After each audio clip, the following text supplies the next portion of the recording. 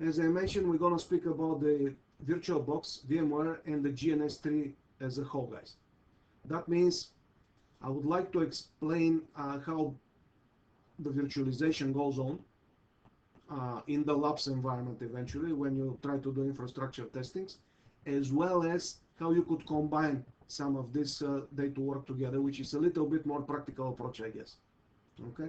Now, if I would like to speak a little bit, just a little bit to remind you, it's not part of the class what we'll do, but just to remind you very briefly about the hardware components. The Any computing device has the CPU, you know this, it has the um, central processing unit, and it has the random memory. In any computing device there are two type of memories, okay, or storages also. The volatile, non-volatile storage, which is the uh, sh short non-persistent storage. So you use it, it's very fast, but as soon as you reboot the machine, it will disappear. Wherever you have there, it will disappear. And you have the, um, that's the volatile, right? The non-volatile, the volatile, yes, which will be disappear, and the non-volatile, which will be um, the long-term storage, which will be stored for forever until you remove it by yourself.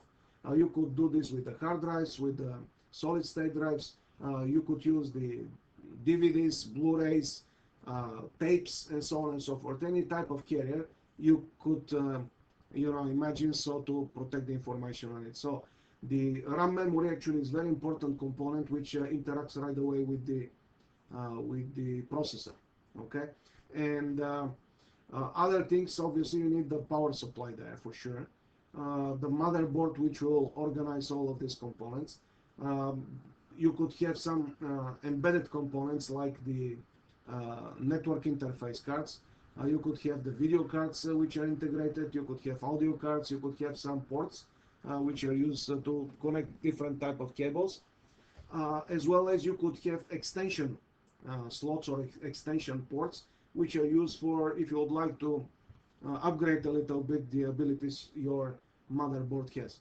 So in that case, you could add, as it is shown here, the video card, additional video card. So if you would like to watch high resolution movies, audio cards, if you would like to listen to better music, 8-channel music, and so on and so forth.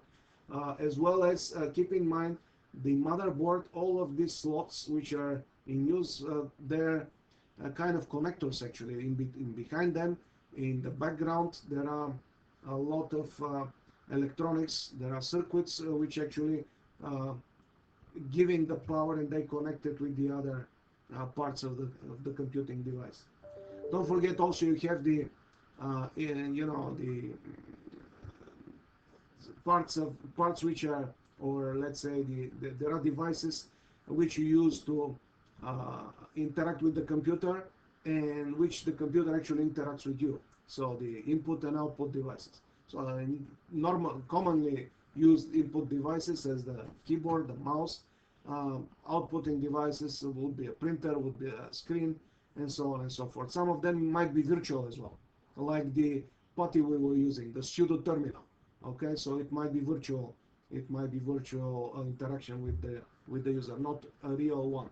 Okay, so as far as the hardware is concerned, I guess that's enough for you guys to go to the further part which we're gonna speak about. Okay, and the next part which I would like to actually to point on is how the in the hardware how the all the part how the hardware itself it's created as a layer structure, as a virtual structure. So how do you see the all the components of computing device nowadays, how they're organized and how they work together. So we said the hardware is the basic. Without this, we cannot start working anymore. It's also called a bare metal. Okay, that's, you could hear it very often. Now, in the context of what we're doing, especially for the virtualization, the um, having the CPU of the computer having a virtualization capabilities, it's crucial. Otherwise, most of the hypervisor or the programs which will allow you to virtualize the computer won't work. Okay, there are some which might work without it, but of course they are not so powerful as the ones which are virtualized. Now, keep in mind, the virtualization is not something new. The virtualization started with the creation of the CPU maybe 16 years ago. Okay, 60 years ago, not 16. So as soon as people created the CPU, the same moment they wanted to the one CPU to do more. So they started virtually creating 2 out of it, 4 out of it, and so on and so forth. Now the boom of the virtualization came lately with the boom of the internet, because the devices which people start using, especially for home users and the bulk of the users, they become very, very big, and requirements of the people also become big. So the need of clusterization, of organizing all the resources of all the devices you have, organizing to be seen virtually like one, from need become a necessity. So that's why nowadays the virtualization is so much in use.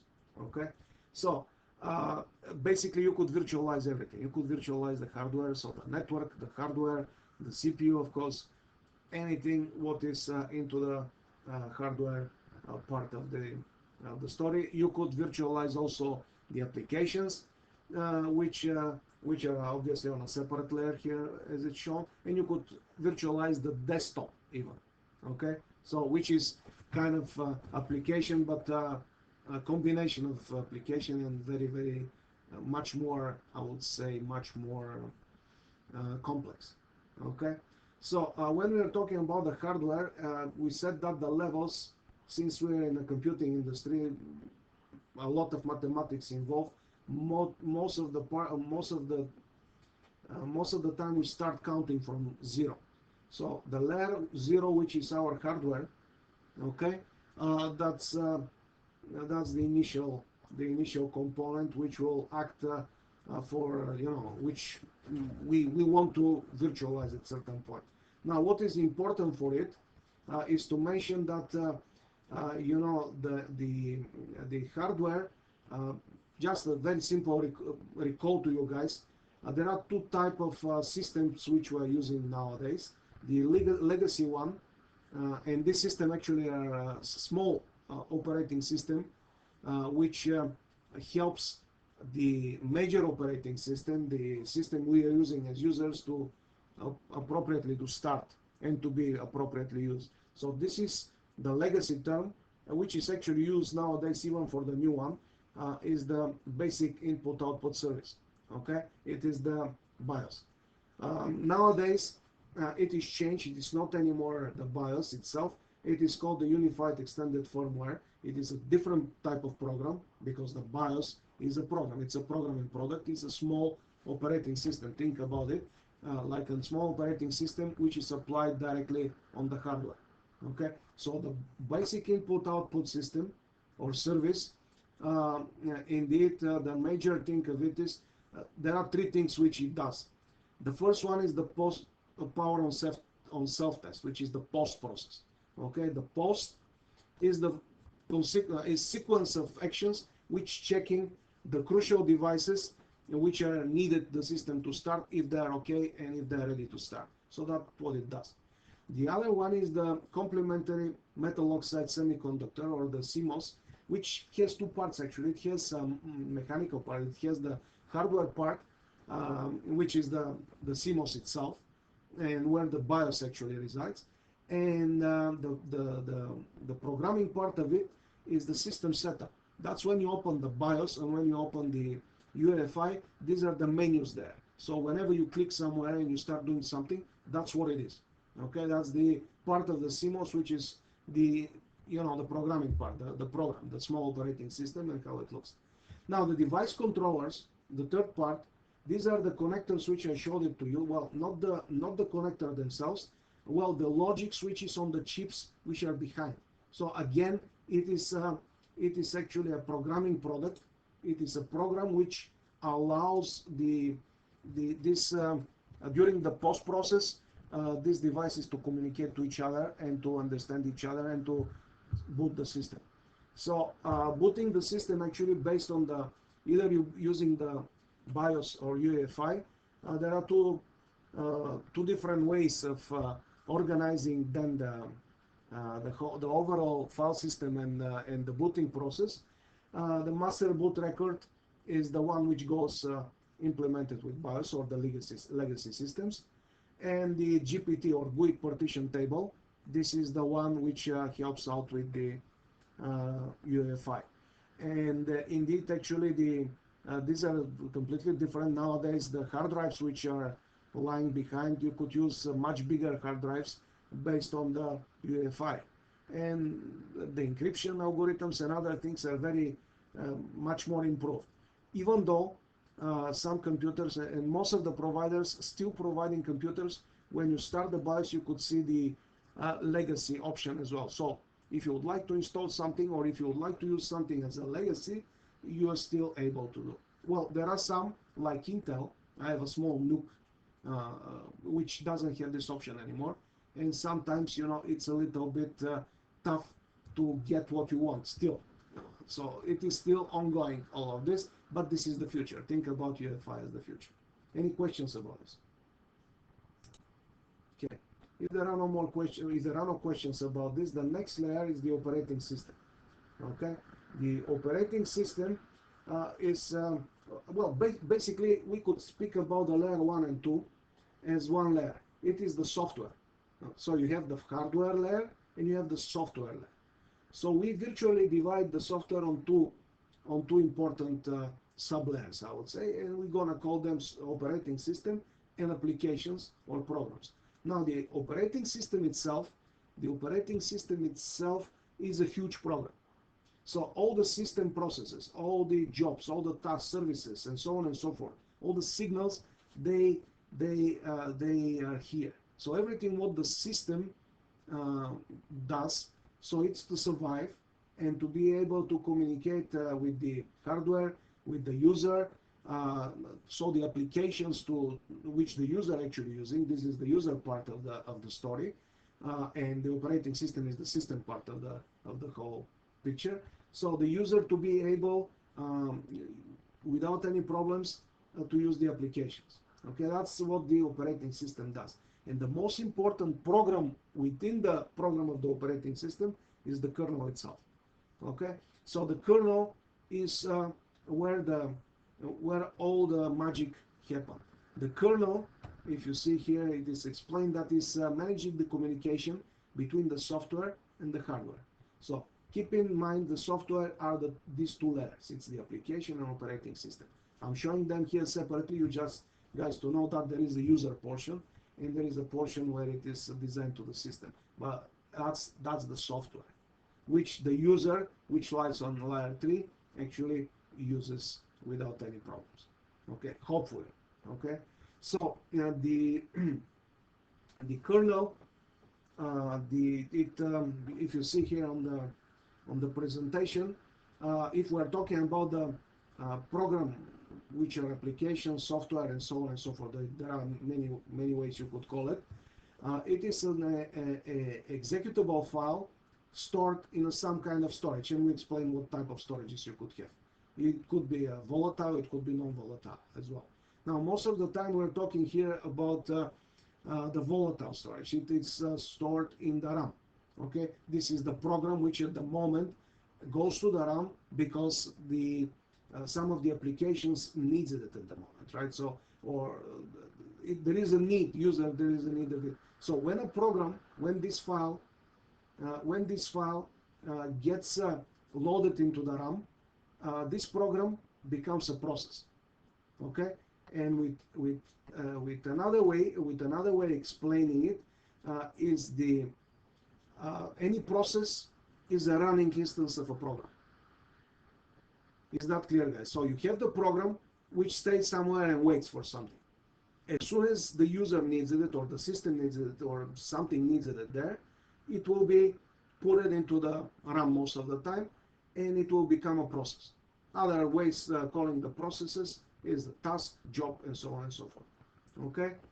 In If you see here, there are some particularities. I would say the system service, or daemon, also as it known in Unix or Linux, is a process by started the operating system, which is waiting into the background for the request. So if there is no request, it is just there waiting for it, but it's still an instance of the program. Okay, it's not the program itself. And system call is a process that makes requests to the kernel. Okay, so that's already a communication when you have a communication in between. Now the shell, which is shown here with the dashed black line, the shell is the interface between the kernel itself and the user. Okay, so and before, we were using command line interface. Nowadays mostly graphical user interface about this. Well, the command line interface still in use. So this is how the shell is used. And don't forget about the drivers. Drivers are something which resides in the operating system, and the kernel uses them a lot. And actually what is happening here, the drivers are particular for any operating system. They're particular for any processor, for any provider, and so on and so forth. What I mean at the moment is, if you have a HP printer, and if you have a Xerox printer, well, the drivers for these printers will be different. Now, if we're talking about the Xerox driver with the same printer, well, if you're using the Linux Ubuntu 18.04, the driver will be one.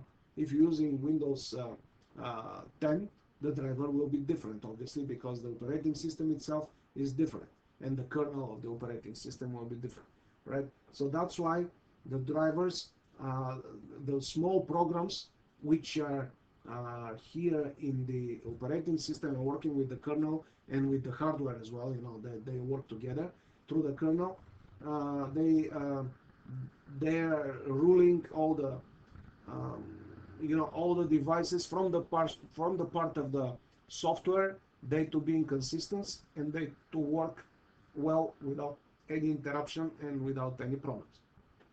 Once again, therefore the CPU, RAM, they are mentioned here separately because these are the most important parts of any computing system, I would say, and devices which we spoke already, which are we mentioned that they are actually the device controllers managing them on the level of the hardware.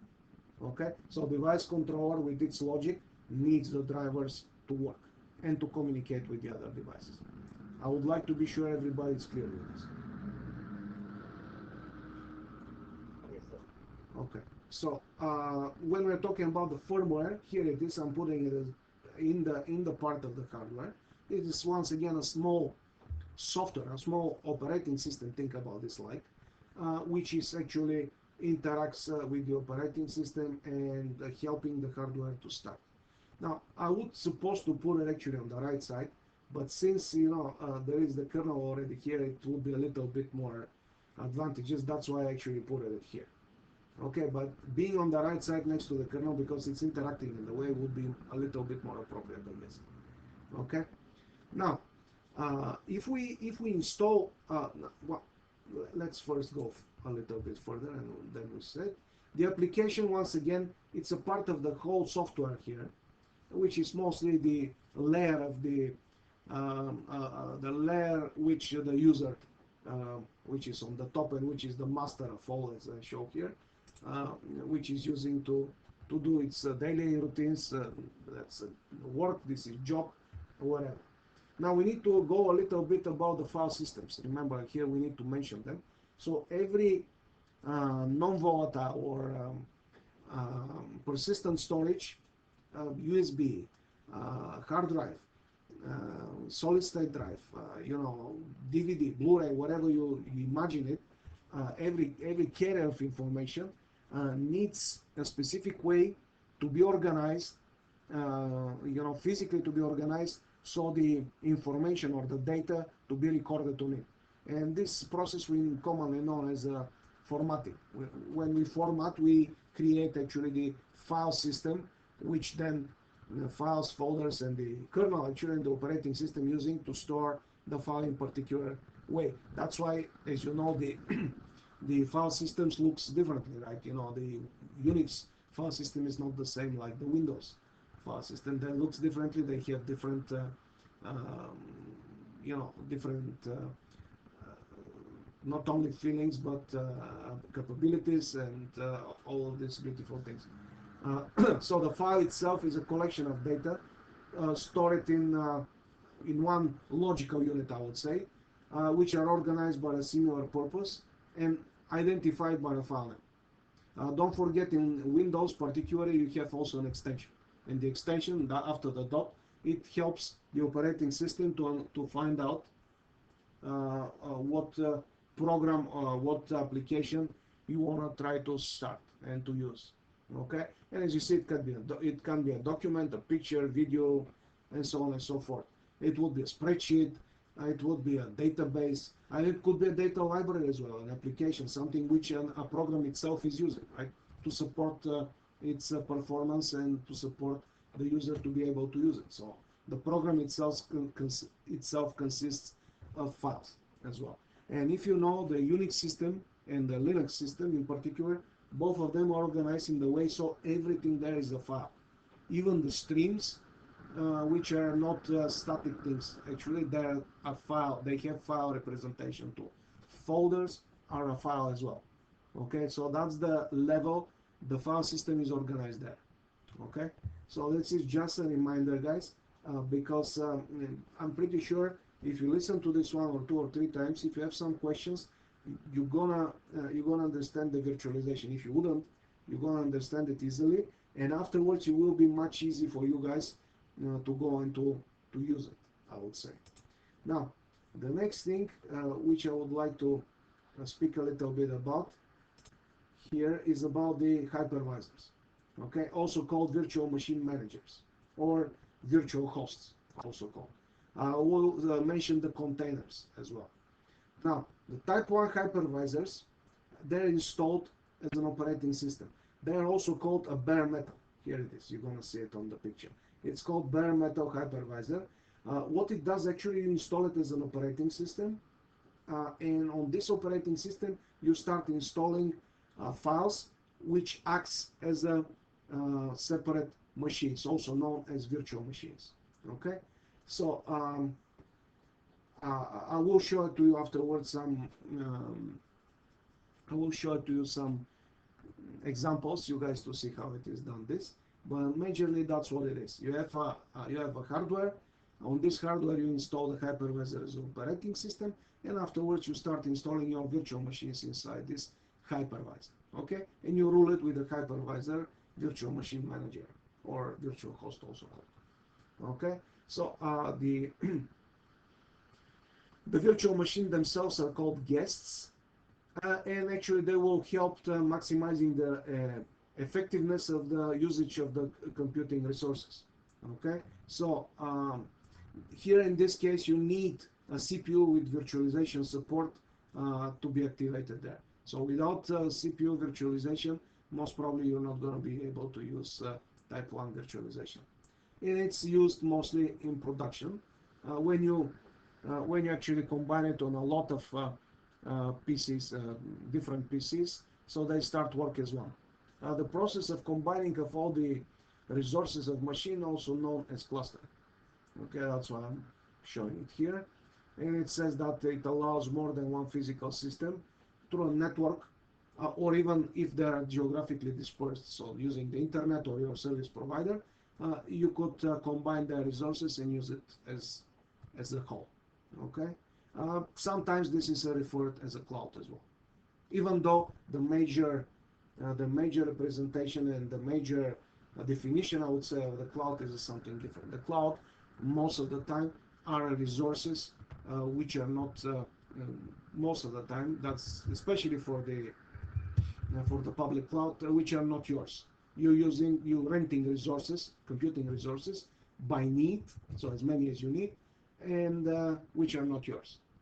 Okay, Now, if you have this thing in your premises, what I'm describing now, well, this will be called private cloud, okay, because you own it, okay, and it will be still cloud. It might be a couple of offices, some of them might be in different countries. If you have a good internet connection, if they have the capabilities, there is no any problems you guys to combine all of these resources at once. Okay. Now the type 2 hypervisor, it is installed as an application within the operating system. That's what I'm showing here. If you see the application on the top, the hypervisor on the left corner, the hypervisor exists. So basically, you install the same program, but you install it within the operating system. Okay. So then within the operating system at all, as an application. So that's why it's called 2. It lies on the layer 2.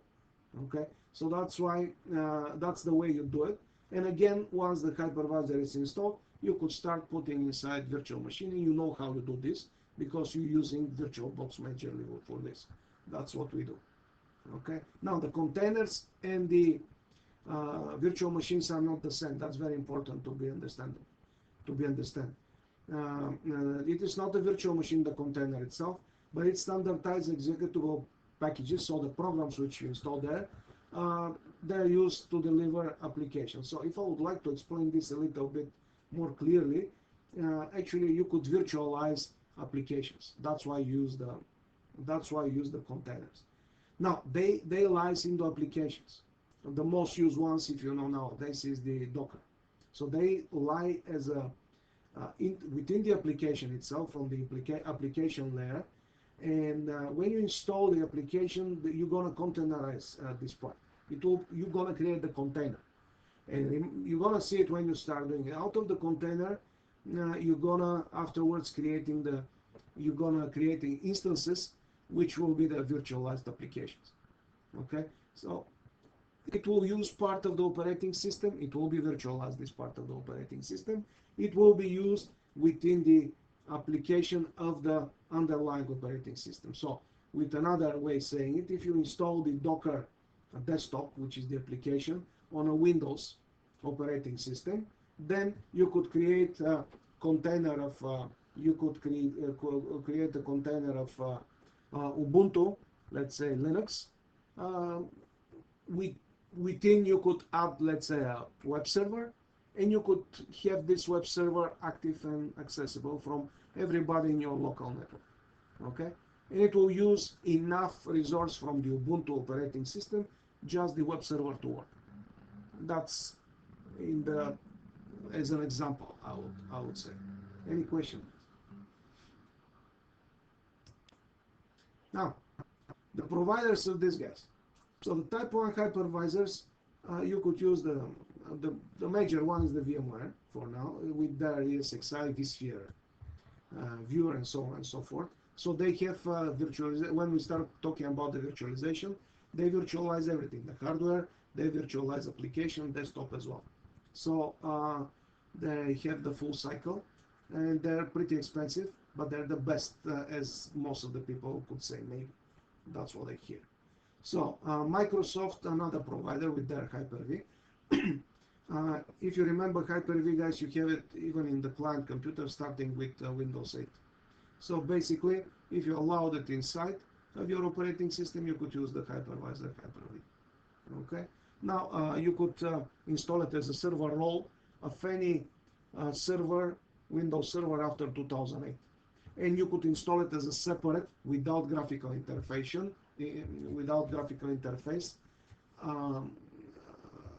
Hyper-V appliance as well. So you could install it without installing the operating system. That's what I would like to say, as a core function. Linux proposes the KVM, or the kernel virtual machine, and as the name implies, actually it's part of the kernel itself. It is having other functions than the virtualization, and it's working there as well. Okay, the Zen was, and still it is, I would say, one of the most prominent ones, and used before Citrix. The company Citrix was using Zen, and together with Microsoft, they were doing desktop virtualization and application virtualization a lot, and they're still doing it, of course. So Citrix lately they were using a lot of free resources actually, the Zen and Citrix, but at certain point they started they implemented an upgrade, which actually without any warning started removing some of the open source tools there, I would say. So the community behind actually start looking for a solution of this, and they created the recent XCPNG, which is actually Zen Cloud Platform New Generation. That's what it stands for. So this one is very useful, very robust. It's still, if it is still in bed, I would say in growing. It's not done yet, but I'm personally using it in a kind of production. It's more than testing environment. It's extremely stable. It's very easy to install. Comparing to ESXi, you don't have these rigorous requirements for the hardware. So most of the hardware, even old one, will work, and it is awesome. It's working very nice. It's I do it on the labs as well. In the VMware player, it is very good. It has almost the same feature as VMware. I mean, for me, it's very interesting. Cubes OS, even though it's on a kind of operating system, I'm giving it here because it's interesting to know. First of all, it's one of the, they say it's one of the most um, unbreakable operating systems, I would say, from the standpoint of the hacking. Uh, this is one because it's combined the Zen technology with the virtualization and with the compartmentalization, which actually means using inside the containers. Okay, so it's the learning curve is a little bit steep, but if you learn it once and you start using it, guys, you're not going to use anything anymore. This is extremely secure operating system. This is, I would say, the most secure ones for a user at home, I would say. Or even I know people who are professionals who are using it at work to manage challenge systems. It is amazing thing. That's why I put it here, and because it combines a lot of this. Proxmox, open virtualization on Vert as well. And I skipped here the other one, which is it's not only virtualization, it's a cloud itself, like the Amazon and the other guys, which is called OpenStack. Actually, all of these are open source mostly, which are still in development, but they like XCP-ng are very stable, and they're starting to be a lot of use. Okay, the Type 2 hypervisors, VMware again is the leader here, especially with their workstation for Microsoft and Fusion for Mac. Now both of them, they have actually the workstation have a professional version. I mean, both of these are paid.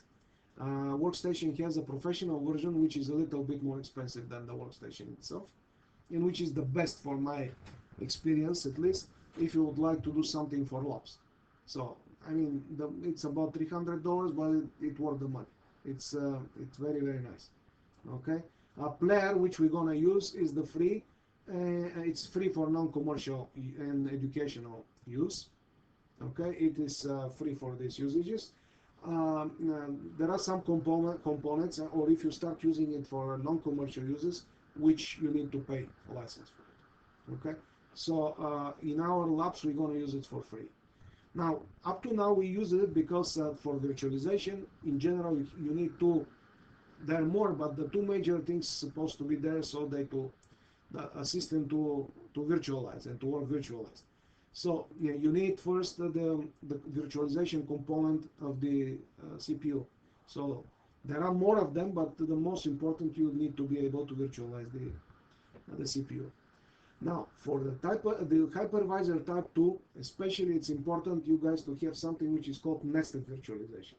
Meaning, if you would like to, like we're using it in the GNS3, if you would like to use the GNS3, you need to be able to install hypervisor within the hypervisor. That's what it means when we're talking about the nested virtualization.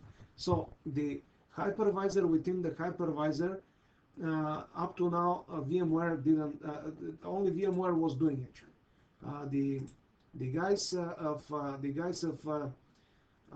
you know, of VirtualBox. They just did it with the latest version 6.1, as you see it here. Okay, so that's why for our GNS3, that's one of the reasons we were using the VMware player. Okay, and that's why I'm still using it, because it's still more, I would say, stable and easy to work with. Now the other type 2 virtualization is the Oracle's VirtualBox. And we know how to work with it. Now it has an interesting feature. Actually, you could use it with old systems without virtualization of the CPU. So it's possible to be used without virtualized CPU. That's something which is important to know. Now QEMU, I put it here on the type 2, but we could say nowadays actually it's in type 1. Now QEMU was the first one created. Okay, it was first one created, then based on it KVM has been created. Nowadays most of the implementation are called actually KVM-QEMU, and they work in the type 1. And I'm going to explain next, that's why we use the VMware. That's another reason we use the VMware, because most of the images we use in network images mostly, they're created by QEMU. And it is type 1, and it's not compatible with VirtualBox as we see next. And there are some more like Hashi's Corporation, Vagrant. Actually, what I'm using this for, it's mostly for if you would like to make automatize the process of creating of virtual machines. What I'm using this for, some courses which are network security. If you need, you know, with network security, you create attackers and you create attacking machine and so on and so forth. One of the most used ones and most, let's say, well-known ones are the Metasploitable, and the counterpart, which is actually the Metasploit, which is attacking it. So if you would like to build up the Metasploitable, the version 3, which is the latest one, basically you use the Vagrant most of the time to create your attacking your host, your victim. So this is the common way they provide you to do it. Afterwards, when you create the VirtualBox instance, then you could export it actually, and that's the way. If you want, somebody is interested, you don't need to. I will provide you with the steps how to do it, but I have already the appliance, so if somebody needs, I could provide you right away the appliance. You don't need to use the Vagrant, but that's why this program is used for that. Now, a container or type 1 hypervisor cannot be combined with type 2 hypervisor. This is the most important thing to understand, guys, now right away, because that's why the GNS3 works with the GNS3 virtual machine. Hypervisor 1 doesn't work with hypervisor 2. When I say hypervisor 1, we know that our server machines we install on a VirtualBox. Our most of the time our firewall machines we will install on the VirtualBox, and we will import into the GNS3. Now the networking devices, the switches, the routers, the cloud, some of the other things which are there, you could install some, let's say, ASA instance. If you install, you cannot do it on a VirtualBox. You need to install it from the you need to install it from the from an appliance. Most of the appliance you're gonna see, all the appliances you're gonna see in the GNS3 marketplace, all of them actually using the KVM QEMU, which is, we said, is hypervisor type 1 virtualization, meaning they cannot coexist with the VirtualBox we use, or VMware if we're gonna use. It's a choice. So to do this, we need an intermediate device, which is the GNS3 virtual machine. That's why we're using it. And the GNS3 actually is used to bundle hypervisor type and type 1 and containers as well. So very close to real infrastructure simulations to be achieved into the local environment. That's what it is. The programs and Cisco Packet Tracer, as I mentioned before, they're emulators actually. They don't do real simulations. They're predefined the things inside. So basically, they're not real hypervisor. They're not a real virtualization product. The paid Cisco Viral, the Virtual Internet Routing Lab, actually is a virtual environment, which is excellent if you would like, guys, to use and to prepare the networking equipment. Instead of buying equipment of Cisco, you pay $200 per year. It's American dollars, I think. or it might be Canadian, I'm not really sure, you need to check this. But if you would like, and you have a license for 1 year, you could go there and you could use their equipment and prepare any exam you want to access without buying any equipment and without using GNS3, without using packet tracer and so on and so forth, and it's excellent. Now, GNS3, they have, I know that they use some of the appliances which actually are virtualized there from the VARA. They're kind of re-virtualized, I would say. So basically, they use an instance of the switch and an instance of a router. So the people who are using the GNS3 to be able to feel it very close to the VARA. But if you would like to get the best, the VARA is the best. Okay, if you would like to get the best thing. Well, the best always is the real hardware in system. You need to buy real hardware, although nowadays, it's changing. They just changed the requirements for the exam, so that means the newest hardware, maybe you cannot find out a very compatible one. Old ones still they're still new, so maybe the prices for a real lab will be a little bit higher than before.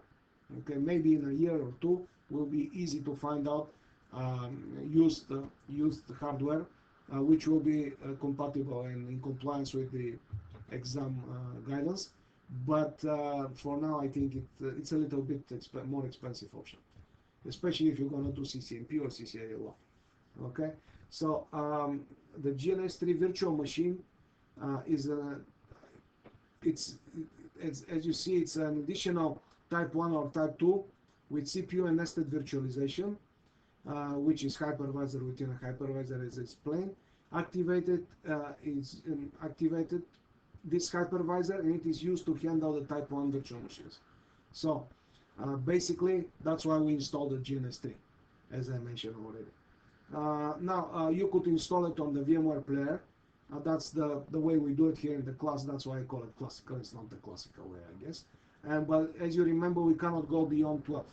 Okay, don't go to the newest one, which is 15 something, if I'm not mistaken. Now, if you're using workstation, if you're using VMware workstation, then you could use the latest version. But with the VMware player, you need to stick to 12, and you need to install the VMware player with VAX, if you remember. That's very important. So Oracle's VirtualBox, after version 6.1, so 2 months ago, they introduced it. They say it could work. I tried it. For me, it didn't work properly. So I guess it's a little bit of more effort, and it will start working. And for me, that is the better choice, actually, because I could use everything in the VirtualBox. I don't need to combine afterwards VMware and VirtualBox. Now, obviously, it could be used on the ESXi or Hyper-V without any problems, because these are professional hypervisors, type 1. And it could be used also remotely. So you could install an Ubuntu server, let's say, you could install a couple of libraries, and through the LAN or the wide area network. When you use the wide area network, especially internet, you need to have a VPN for sure. And then actually the explanation how to do this, they provide you with the way how to implement the VPN. I tried both of them, working in the LAN. Actually, with the 2 previous groups, we were working on the LAN most of the time. It was cool. Everybody has only one image you put there, and everybody was using it. It was very, very nice. In internet is working as expected. With a lot of people, it's working slow. But I will test it now as well, and I will let you know. We're working so to import so to do it for a group of 30 people to check to see how it will be working with the VPN. So that's about the GNS3 and GNS3 virtual machine. The types of virtualization. Hardware, that's what includes the type 1 and type 2. Well, it's obvious when everything is virtualized. The CPU, the memory, the disk, the network, all of this is virtualized. And I actually mentioned them as a separate as well. You have the storage virtualization, but it's better actually to be as a subsections here, and the network. And the very cool nowadays, in Cisco especially, they changed the curriculum with this, is the software-defined networks, which is a whole new way of presenting the networking. And the storage, as I mentioned, you could clusterize all the storage very easily, and you could create a shared storage and a cluster of storage very easily using the virtualization. Now we said also with the help of containers, you could virtualize applications. And when you work on the virtual desktop infrastructure part, VDI, you could containerize or you could create you could virtualize desktops as well. Citrix, as I mentioned, they are really well known with this one. So basically, what we did here, we had very basic computers component overview of the hardware. We learned how computing device is virtually layered. What is a hypervisor, virtual machine, container, and the most relevant ones by producer. We saw what the GNS3 is initially, how it works, and learn about the type of virtualizations. Okay. The next thing what we'll do will be the installation of VirtualBox, VMware Planet GNS3. So you know how it looks. Here it is, the simple infrastructure with GNS3 created. As you see, there is no virtual machine here, and the two machines are actually indeed imported from this one. The Ubuntu obviously is imported from the VMware, and the other one, and the active domain, whatever it's called, MS Microsoft Windows 10, which is created here. There is nothing there created, actually, just to show how it would look. It's on the virtual box. So that's how the overall look of the virtualization would be. I mean, I know it is